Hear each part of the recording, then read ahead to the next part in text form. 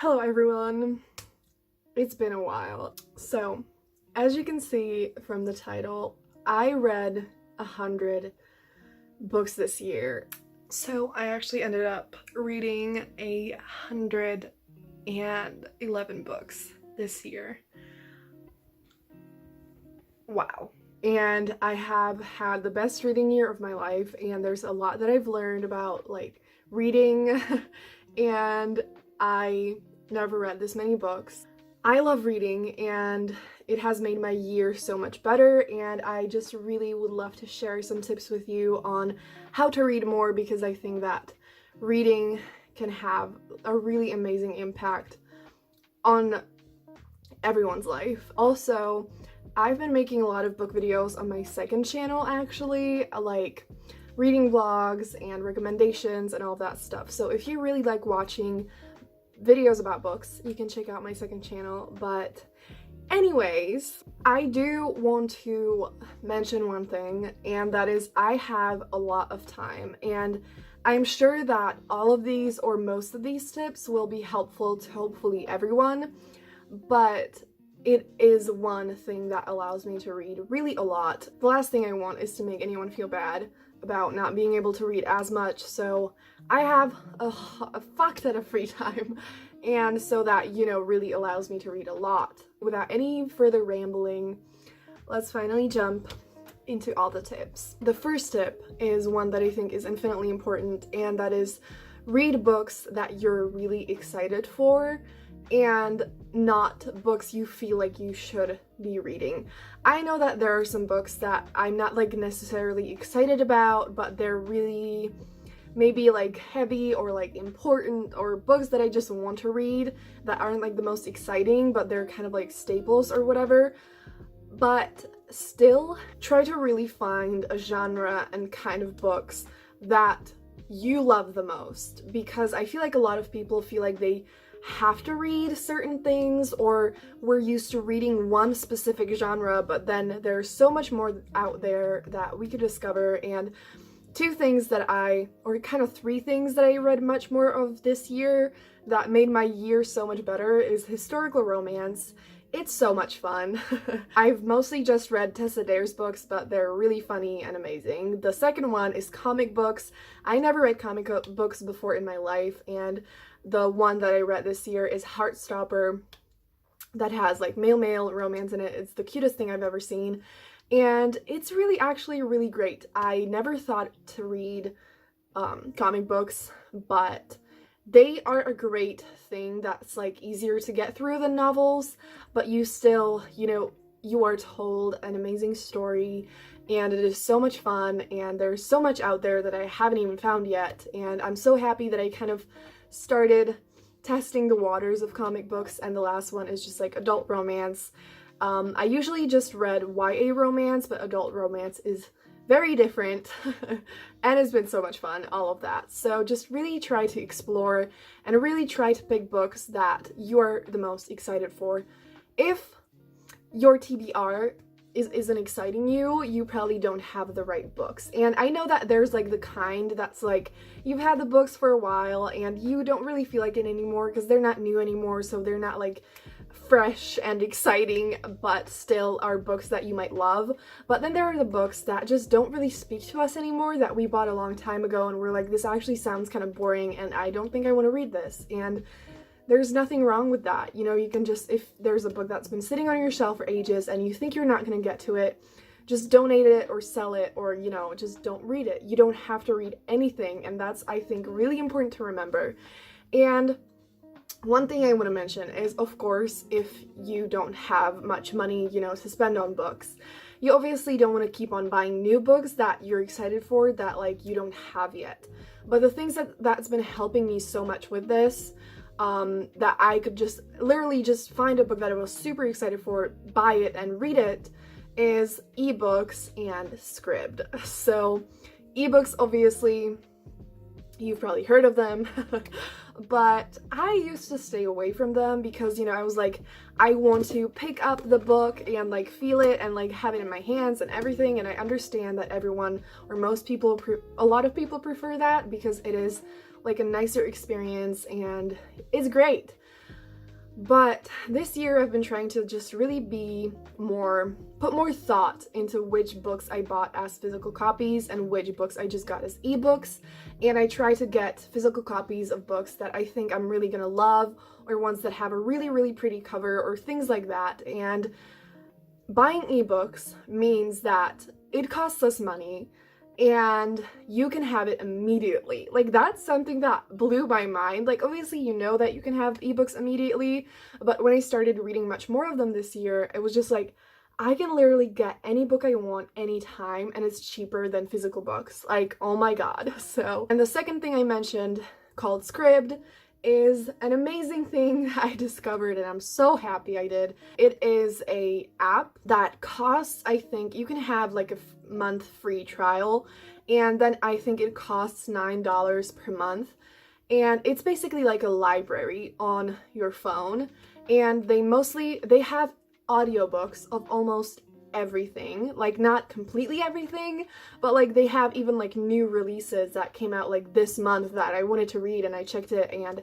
it was there. So it has most of the audiobooks out there, which is just incredible, and you can read as much of it as you want. And then it also has a lot of ebooks. Now those are fewer, it doesn't have like everything, but it still has a lot, and so, you know, you can read as much of it as you want for $9 per month. Or I think if you buy it for a year, it's like $8 or something. And I really think it's super worth it, and it is the best thing ever. I'm so happy I found it, so I really wanted to share that with you. The next tip I have that I just kind of mentioned is listen to audiobooks.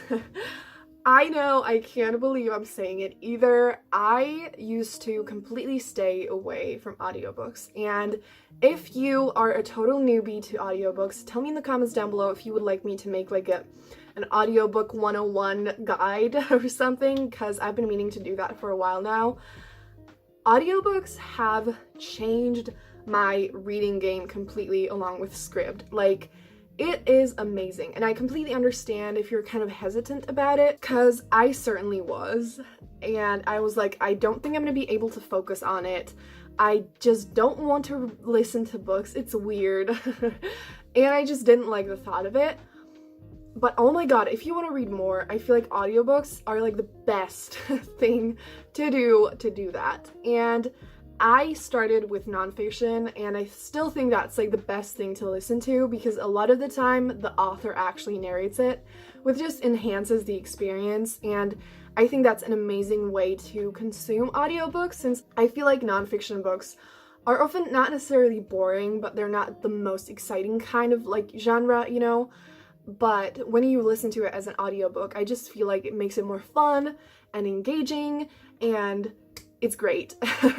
But I've started listening to also poetry and even fantasy now, and contemporary, and yes, there are some bad audiobooks that like the voices in like the dialogue sucks, but the majority is actually really good. And so, you know, you can just like, on Scribd especially, not sponsored, I wish, you can like, I think even on Audible or like everywhere, you can first listen to like a sample of it, just try the beginning and see if the voice bothers you or not. But most of the time it doesn't bother me, it just depends. The amazing thing about audiobooks is that you can listen, like you can read a book while doing other things. So you can clean your house, you can wash the dishes, you can cook, you can walk, you can be in the car, and like in so many things. Like I, you know, when I was like shopping or like walking around the city, I could listen to an audiobook, and then by the end of the day I finished listening to it because I could listen to it while being out, and it was just so amazing. And then also I feel like when I start listening to an audiobook like on the transport or something, then when I get home, I'm already like immersed in the story, and so when I'm home, I finish listening to it, and I just think it's an amazing way to read more. So I really recommend it. If you feel like it's not for you, I'm begging you, just please give it a shot, because I really thought it wasn't for me. I really thought I couldn't like focus on it. I thought it wouldn't be enjoyable, but I absolutely love it, and it's a game changer. And please, please, give audiobooks a chance. The next tip I have for you, God, I feel like this video is gonna be so long, I'm so sorry, but I just want to really dive deep into all these things because I swear this is gonna help. And I really want to spread love for reading and like help you read more because again, it's changed my life and like I just really want to share it. Anyway, so the next tip is to prioritize reading. And what I mean by that is choose reading over other things. This is something that used to be really hard for me, especially when I was at home, because that's insane to me now, but like I didn't used to read when I was at home. I only read on my way to school and things like that. What I'm saying is not for you to stop watching TV, to like stop doing what you do, but it is to choose reading over the other things sometimes. Because now I'm trying to find balance between reading and TV shows, because I miss watching TV shows, but I also want to keep reading a lot, and so I think balance is the best. So, you know, maybe one day when you get home from work, try to read instead of watching TV. I understand that like when you're exhausted and you get home after a long day of work or school, reading a book seems like more work than watching something, because when you watch TV you can just like switch off your brain and do nothing. But I feel like reading a book actually helps me relax more than TV. It is just so relaxing and rejuvenating, especially reading chill, fun books like rom-coms or things like that. Or like listening to an audiobook, because you know, with an audiobook, I feel like this is like a big ad for audiobooks. It's so funny. It's just like really changed the game for me. Yeah, so with an audiobook, you can literally like not even move, not even like hold anything. So it's the same like watching TV, but different. Or, you know, just try to, when you're about to decide what to do, and normally you would choose to watch something or hang out with your friends, or, you know, anything that you do, try to choose reading sometimes. Maybe try to choose reading once a week and then build your way up if you feel like it. The next tip that's kind of similar to this is to read before bed or after waking up. This is something I feel like a lot of people do, that they read before bed or, you know, in the morning, because maybe you don't, it doesn't seem like you read much. Like even if you read just a few chapters every single day, you're still gonna end up like reading a book by the end of the week, you know? And so I think if you don't have much time, this is a great way to still read a little bit regularly, and then it's gonna build up over time. Also, one thing that I love to do is to listen to audiobooks while I'm getting ready in the morning, because obviously when you're like running around and like doing your makeup or picking up your outfit or doing your hair or whatever, eating breakfast, you can't obviously read a physical book while doing that, but you can listen to an audiobook. The next tip is participate in readathons. In case you haven't heard of it before, a readathon is like a reading marathon. Usually it's either like a weekend or a week, or sometimes people do even like 24-hour readathons, where you just basically try to spend most of your time reading and try to read as many books as possible. And a lot of the time, a lot of people actually join. And so it's just like often people even have like Twitter accounts for the readathons. A lot of people are reading with you, and it just feels like really nice, and you can talk to other people about the books you're reading. And I feel like it could really be motivating for people to read more. Maybe if you have like one day free, you can just spend the whole day reading and read a few books, or, you know, like read more than you normally would. And I just think it's really fun. And leading on to my next tip for this is to watch booktube videos, like follow people who read books on Twitter or like on Instagram, and I'm gonna link some of my favorite booktubers down below. And this is also like one great way to discover actually like what readathons are happening, to find new books. You know, there's like a lot of recommendation videos, a lot of reading vlogs, and I feel like watching videos about books always motivates me to read more, and I think that's a great motivator while also being a great resource. Again, I have a book channel myself, so you can check that out. Quick self-promo. The next tip is something that I also need to actually do more of, and that is DNF Books. Don't finish books that you don't like reading. I actually have like a goal for myself for next year. If I'm reading a book and I hit 100 pages and I'm just not enjoying it, I'm gonna DNF it, because why should we spend our precious time reading books that we aren't enjoying? We don't have to read anything, and we don't have to finish reading anything. I feel like this is a lesson a lot of people need to learn. There's nothing wrong with not finishing a book. You know, there are just books that aren't for us, and there are just books that we're not gonna enjoy.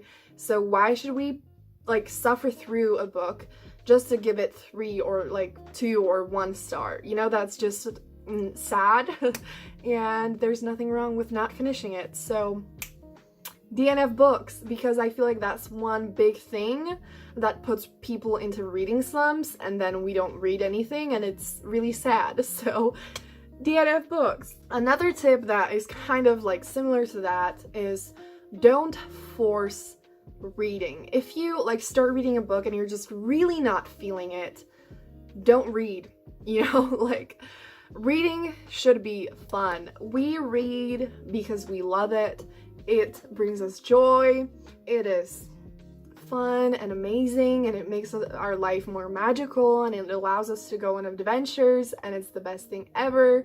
But if we're just not in the mood, there's no reason why we should read, because we don't have to read anything. And another thing that kind of leads to this is if there's like a book that you don't like, you want to read it, you want to finish it, but you're just not in the mood, there's nothing wrong with picking up a different book and starting another book. Obviously, it's not ideal if we start reading like 5 books at a time, but I feel like 2 or 3 books that are kind of like different, have different vibes. There's nothing wrong with like skipping between them and reading the ones that we're most in the mood for, because I feel like a lot of people pick up a book and you feel like you have to read the whole thing and you can't read anything else, and you can do anything you want.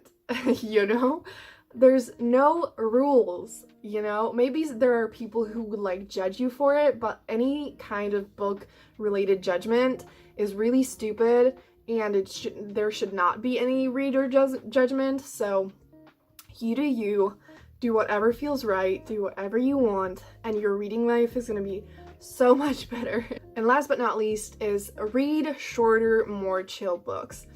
I read 100 books this year, but a lot of them were like novellas or a few comic books, or just books that are not really, you know, long novels. And I feel like a lot of people read just heavy, long novels or like nonfiction books and like 400-page long fantasy books and everything. And the thing that's like made my reading year easier and better and like more fun is I've read a lot of chill, fun romance books. I read a lot of the like comic books and poetry books, and all these books are like kind of often easier to get through and like quicker to read than the like longer fantasy books or nonfiction or just like fiction books or things like that. And you know, maybe you don't like romance or you don't like comic books, but just find like different formats and different genres and like read shorter things. I don't know, I feel like a lot of people don't realize that like what we do with our life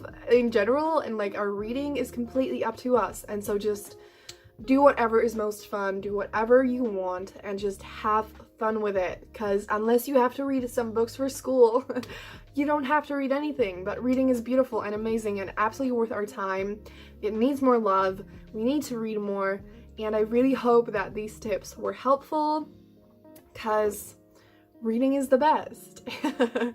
And yeah, so that's gonna be it for this video. If you have any video requests or anything, please tell me in the comments down below, and subscribe for more videos, because I promise I'm gonna actually soon gonna start uploading regularly, definitely with the new year. I did not realize that this would be the last video of the year, which is insane. So I wanted to wish you all a happy new year. I really hope that the new year is an amazing, wonderful, incredible year for all of us, and next year is gonna be really great, so let's do this. Thank you for watching, and I hope you have a great day, and I'm gonna see you soon. Bye!